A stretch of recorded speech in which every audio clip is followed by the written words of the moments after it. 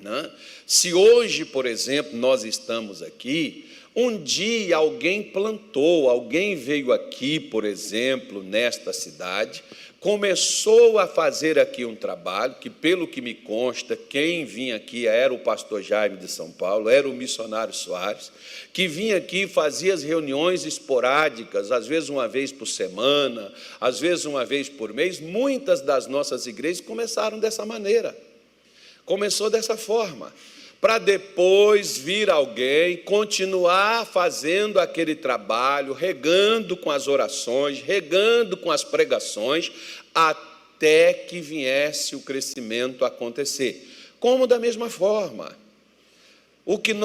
isso funciona em qualquer área da vida de qualquer pessoa, o que às vezes muitos crentes, eles ficam chateados e aborrecidos, é porque eles não plantam ou não regam. E quando tem alguém que mesmo sem ser cristão, mas observa os princípios de Deus para o crescimento, e vai lá e faz, a pessoa planta, e a pessoa rega, aí Deus dá o crescimento para ela, os crentes ficam morrendo de inveja. Mas, poxa, por que esse cara aí nem é crente, nem é de Deus, nem frequenta a igreja? Ele está partindo acerca de um princípio estabelecido por Deus que não diz, né? Que não diz aqui que o importante é o cara que plantou. Não, Paulo está dizendo, nem o que planta, nem o que rega é alguma coisa. Não precisa ser cristão para poder crescer, basta ser alguém que plante e ser alguém que regue aquilo que plantou. Porque muitas pessoas, por exemplo, quer ver uma coisa? Nós vamos ter, no dia 15 de novembro, nós vamos ter o Congresso de Casais. Então, é só para tratar de casamento, quem tiver vergonha deixa em casa e vai embora. E não leva criança, não leva ninguém, é só você, seu marido e pronto, é o dia de deixar com a sogra. Aí o que acontece? A pessoa casou, o que ela fez? Plantou. Mas a pessoa não rega. Porque regar é cuidar com quem você se uniu.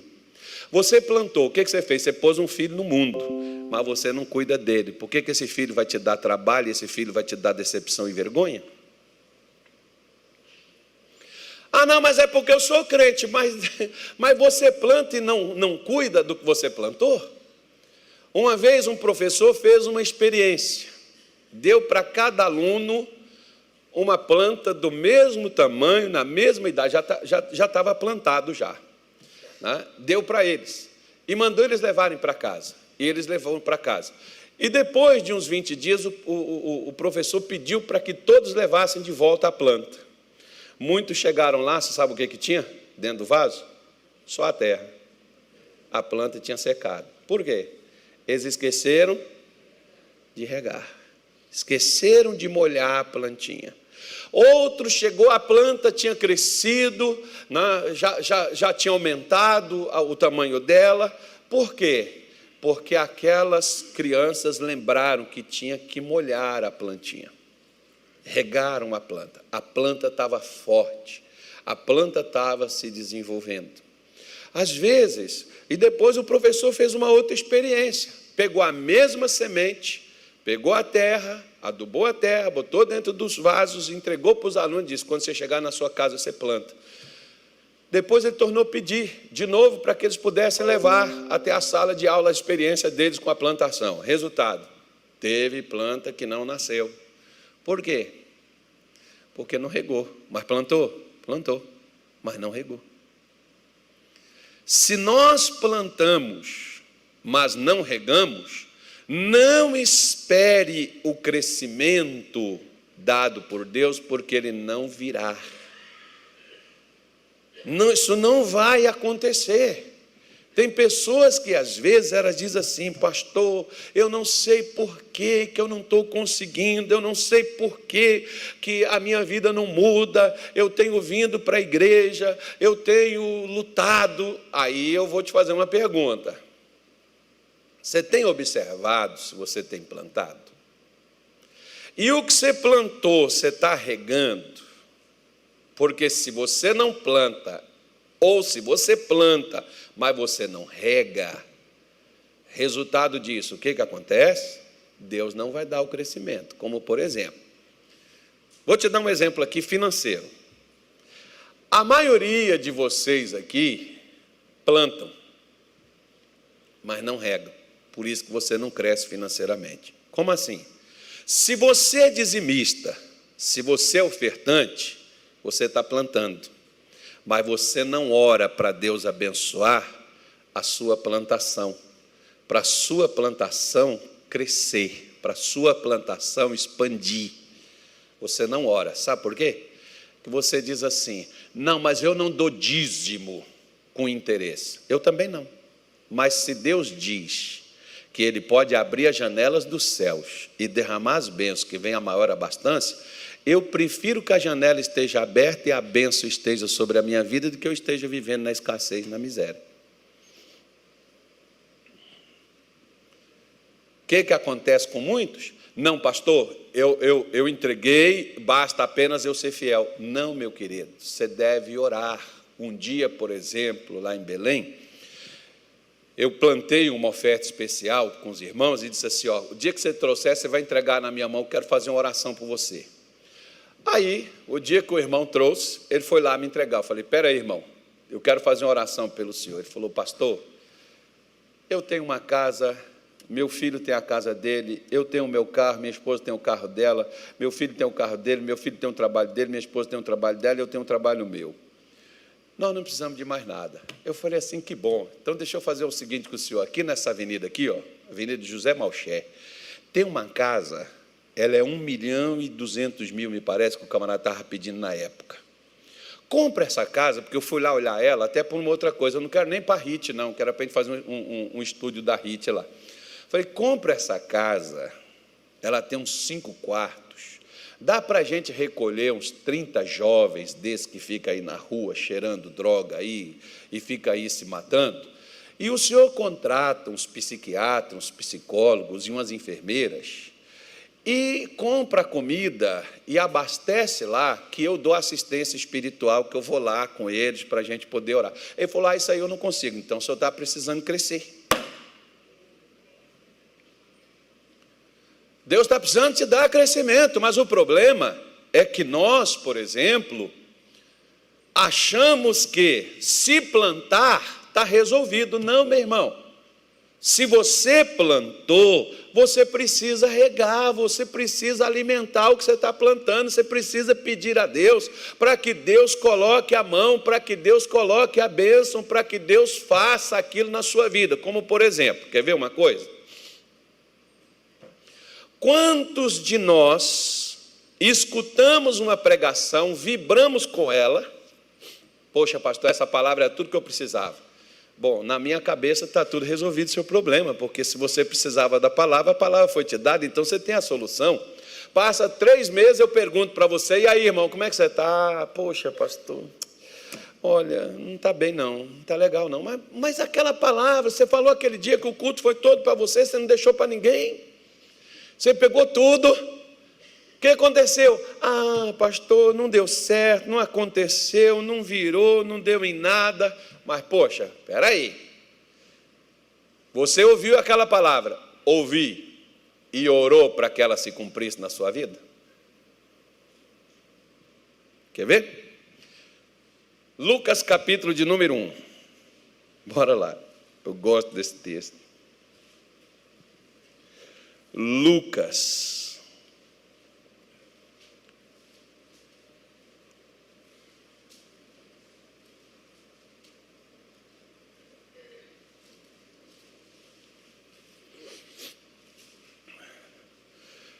Você sabe, por exemplo, Lucas 1, versículo de número 38. 37. Você sabe, por exemplo, que o anjo Gabriel, ele foi a 2 famílias. Ele foi ao sacerdote Zacarias, marido da Isabel, parente de Maria. Maria, a mãe de Jesus. Eles eram parentes. O anjo deu a notícia para Zacarias, que Zacarias teria um filho. Esse filho seria chamado João. ele iria à frente de Jesus e prepararia o caminho. Pois bem, Zacarias respondeu da seguinte forma: como isso vai acontecer se eu já sou velho e minha mulher é avançada em idade? Ou seja, eu já sou velho e minha mulher é tão velha quanto eu, né? O anjo virou para Zacarias e disse assim: olha, você ficarás mudo até que a criança venha a nascer. O anjo já tinha dado a palavra, não podia voltar atrás, mas tinha que silenciar o Zacarias. E o anjo foi lá e disse para Maria. Maria estava prometida a José, é como se fosse noiva. Só que no sentido judaico, por exemplo, não é o noivo prometido, já é praticamente casado, irmão. Só falta a formalidade e aí o marido pode levar a mulher para casa, que agora é dele. Mas já está ali prometido, já é, esse aqui é o marido da fulana, mas não casou ainda, né? E não tiveram nem conjunção carnal, nem nada. Hoje as pessoas, elas nem estão se casando, já tem logo tudo, já tem até o que não devia ter, já tem. Mas é outro conceito, então só dando a explicação para você. Maria estava prometida a José, já era como a esposa dele, mas não era, eles não estavam juntos ainda, não tinham consumado o casamento ainda. Aí o que acontece? O anjo chega e diz para ela que ela foi agraciada, que ela foi bendita entre todas as mulheres e que ela seria a escolhida, a mãe do Filho de Deus. Ok. Maria foi e falou assim: mas deixa eu fazer uma pergunta. Ela tinha uma dúvida, ela não estava descrente. Se você analisar Zacarias, ele não creu no que foi falado com ele. Quando você e eu não cremos no que Deus nos fala, isso é chamado de incredulidade. Agora, quando nós não entendemos, não compreendemos o que Deus falou, isso é dúvida. Nós podemos ter dúvidas. Se você não entende, você vai ter dúvidas. Se você não compreende, é normal que você não tenha segurança. Então, quando Maria, o anjo chegou para ela e falou para ela, falou: olha, o ente santo, o Espírito Santo vai te envolver, e o ente santo que em ti há de nascer será chamado Filho de Deus. Você não vai coabitar com o homem. Isso vai ser gerado pelo Espírito Santo dentro de você. Sabe o que Maria fez?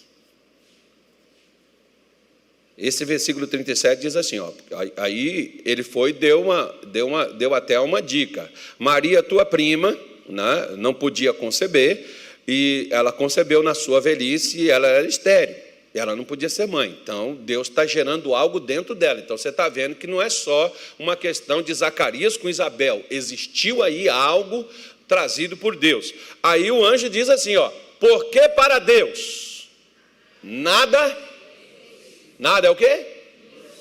Então para Deus nada, diga assim para mim, nada é impossível. Então por que eu não cresço? Então vamos lá, diz assim versículo 38, disse então Maria: eis aqui a serva do Senhor, cumpra-se em mim segundo a tua palavra. E o anjo se ausentou dela. O que Maria pediu? Maria pediu para que Deus cumprisse o que havia dito a ela, ainda que aquilo fosse improvável, fosse impossível, mas Deus colocou uma semente e ela regou essa semente na vida dela. O que você tem ouvido da parte de Deus, irmão? Ore para Deus cumprir o que Ele tem falado a seu respeito. Eu gosto bastante de Davi. Davi foi um camarada legal, que o dia que eu estiver com ele, eu quero dar um abraço nele. Mas Davi foi um camarada tão legal, que quando Davi estava na sua velhice, se não me falha a memória, é o capítulo 2 do segundo livro dos reis, acho que 2 a 3, não me lembro bem. Eu vou dar uma olhadinha aqui e te confirmo. Salomão estava fazendo uma oração, e ele estava dizendo: tu, Senhor, prometestes ao teu servo, meu pai Davi, que a sua descendência iria construir esta terra, esse templo, que era o templo que Salomão estava pedindo, ficou designado para ele construir.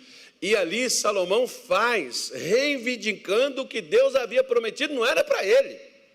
O que Deus havia prometido para o seu pai, Salomão pega para si e ele ora para Deus cumprir. O que é isso? Isso é regar, irmão. Se Deus fala com você, o que é que nós fazemos aqui com você todas as vezes que nós terminamos uma pregação? Quando eu estou aqui, por exemplo, desde o momento que eu cheguei aqui, eu comecei a fazer o quê? Eu comecei a plantar. Eu estou plantando a palavra de Deus no seu coração. São sementes poderosas, sementes de milagre, de cura, de bênção, de prosperidade, de vitória, que a gente só põe semente boa. Não sei você, mas hoje eu acordei animado. O céu continua azul. Então o que acontece? Você recebe primeiro a semente. Aí o que você vai fazer com a semente? Você vai regar ela. O que você vai fazer para regar a semente? Você vai orar. A oração é regar o que foi semeado. Se você não ora pelo que Deus tem te falado, dificilmente Deus está te dando crescimento. Cresce não. Deus só dá o crescimento quando é plantado e regado. Se eu não planto e se eu não rego, eu não vou crescer. Em 1992, eu estava na nossa igreja, lá em Governador Valadares, Rua Eusebinho Cabral, acho que é 462, não me lembro mais o número não, mas lá no centro de Governador Valadares. E uma obreira, ela virou para mim e disse assim: eu sei que você não acredita nessas coisas que eu vou lhe dizer, mas eu vou falar porque Deus mandou te dar essa palavra. Aí eu digo, diga lá. Não, irmão, porque eu não proíbo ninguém de falar comigo, não, até porque se Deus estiver te usando para falar, eu já tive membros da igreja que foram usados por Deus para me alinhar com Ele, mais ainda. Não é porque eu sou pastor que eu só vou ouvir outro pastor e um pastor superior a mim, isso aí é burrice, né? Agora, nem todo mundo que às vezes está falando com o pastor é Deus que está mandando. Tem gente que às vezes está falando, como tem pastor que fala com os membros, que é como dizia a minha mãe, aquele ditado popular em Minas Gerais: bate na cara que o burro entende. Não, então a pessoa está falando de algo que está vendo na outra pessoa, não é porque Deus mandou falar. Não é porque tem gente que quando vê uma falha nossa, aí a pessoa vem até pegando a Bíblia para bater em nós. É porque a Bíblia diz isso. Claro, a gente, deixa eu só te falar uma coisa. Aonde tiver seres humanos, existirá falhas. O homem falha. O homem erra. E nunca se esqueça, quando você vê um irmão errado, nunca se esqueça do dia que você possa estar errado, para você saber como você vai tratar aquele irmão ou aquela irmã, né? Porque tem gente que cai para cima quando a pessoa erra, e quando você for tratar alguém, se coloque no lugar da pessoa e diga assim: e se fosse eu, como é que eu gostaria de ser tratado? Você pode repreender a pessoa? Deve. Você pode exortar? Deve. A Bíblia diz que nós devemos exortar uns aos outros. Você pode aconselhar a pessoa? Na multidão dos conselhos está a vitória, e besta é quem não recebe conselhos. Agora, o conselho tem que vir de Deus. Quem esteve no conselho do Senhor para ver e ouvir a sua palavra? Então, essa irmã chegou comigo e disse: Deus mandou te falar. Então, diga lá. Ela disse assim: olha, você vai estar entre os grandes neste ministério, Deus vai te pôr lá. Você vai crescer. Eu era obreiro, não, obreiro normal, não pregava, eu não subia nem altar, eu nunca tinha feito nenhuma oração, e aquela mulher está me falando aquilo: olha, o seu lugar é altar, Deus vai te pôr no altar, você vai ser pastor neste ministério, e você vai estar entre os grandes neste ministério, Deus vai te pôr lá. Eu olhei para aquela senhora, E eu me assustei com aquilo, porque nem eu imaginava, e nem eu pensaria que aquilo dali fosse um dia possível. Eu nunca fui para a igreja por causa de cargo, eu fui para a igreja por causa de Jesus, por causa dele que eu ainda estou nela. O dia que deixar de ser por causa dele, qualquer um sai fora. Aí o que acontece? Eu olhei para aquela senhora e disse assim, porque se você trabalha, você tem direito ao salário, não tem? Se você planta, você tem direito à colheita, não tem? Você plantou, você tem direito de colher. Eu olhei para aquela senhora e disse assim, e o que eu preciso fazer para que isso aí aconteça? Ela virou para mim e falou assim, 3 coisas. Ouça o que Deus te diz.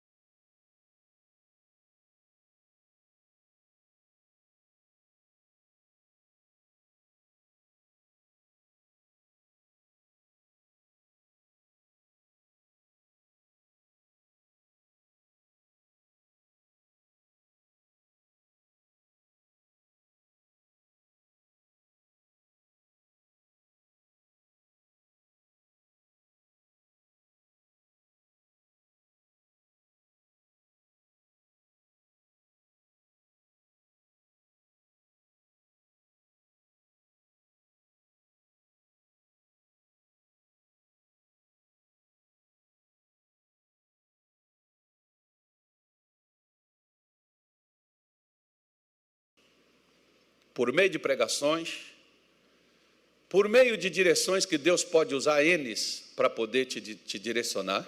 Deus pode falar contigo por meio de um louvor. Deus fala com você por meio da natureza. Deus fala com você por meio de sonhos. Pode haver, pastor? Pode, mas pelo amor de Deus, dorme, irmão, esquece o sonho. Porque senão daqui a pouco tem gente pensando que eu sou José do Egito, né? Esse sonho de pastor, o que significa? Não sei. Se Deus deu sonho para você, pede ele interpretação. Então você já não vem me pedir interpretação que eu não vou dar. Porque nem todo sonho, às vezes tem sonho que a barriga cheia, comeu demais e foi dormir. Aí fica sonhando com bicho.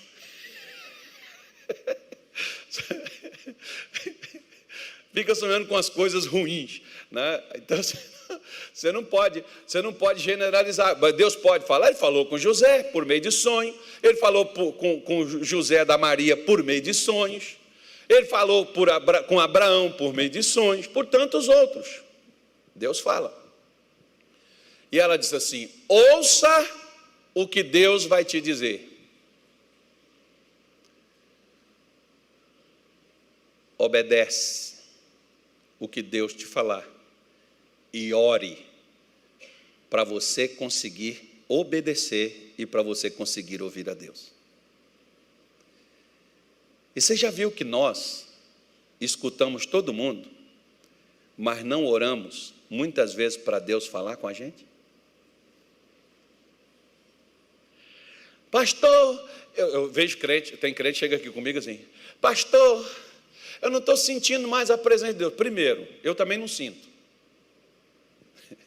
Porque você não sente Deus.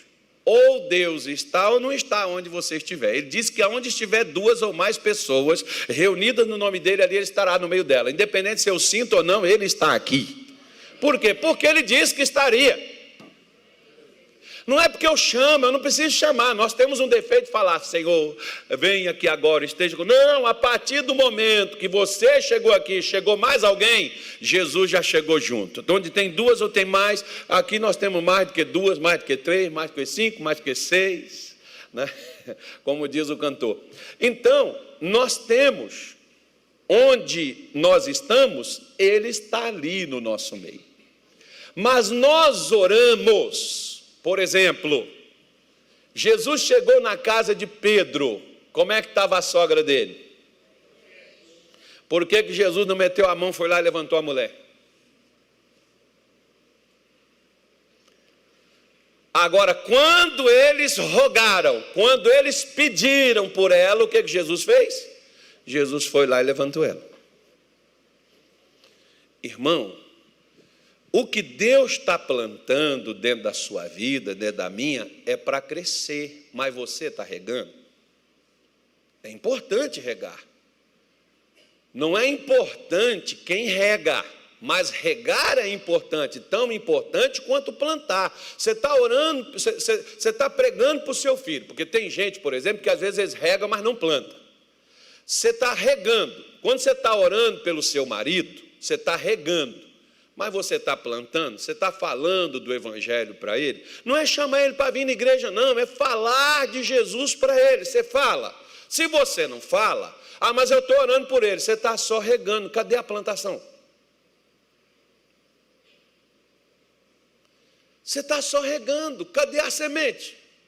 Não tem. Por quê? Porque você não falou com ninguém. Eu não plantei, não adianta eu querer pedir, falar assim: Senhor, olha, levanta pessoas, igual, por exemplo, faz o missionário, levanta patrocinadores para ajudar na tua obra, no ministério, na expansão, no crescimento do reino. O que adianta ele orar se ele não pega, vai lá na televisão, vai lá nos meios que ele tem para chegar até as pessoas e para falar com elas do evangelho, da palavra de Deus? O que vai adiantar se ele não põe uma semente, se ele está regando?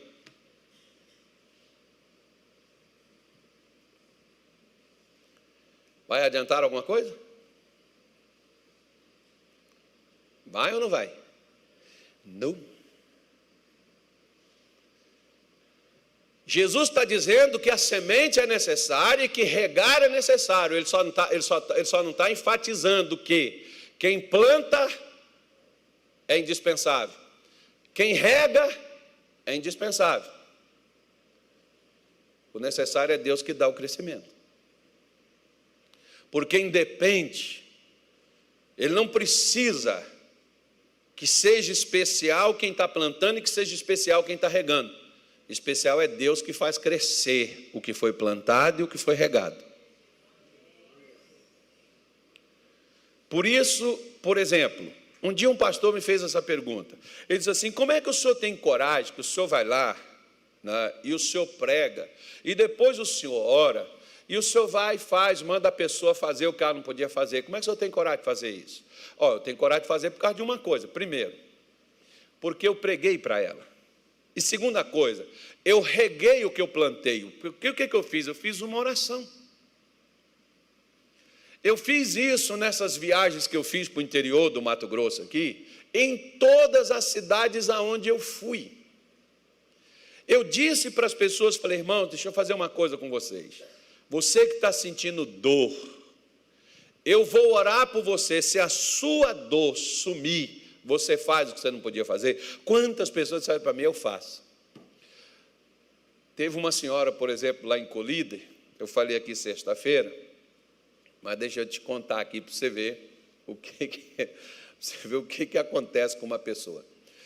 Essa senhora, ela estava numa cadeira de rodas. Ela teve uma queda, quebrou o fêmur, deslocou o quadril, fez uma cirurgia e o médico disse para ela: você não pode mais cair, se você cair não tem jeito mais.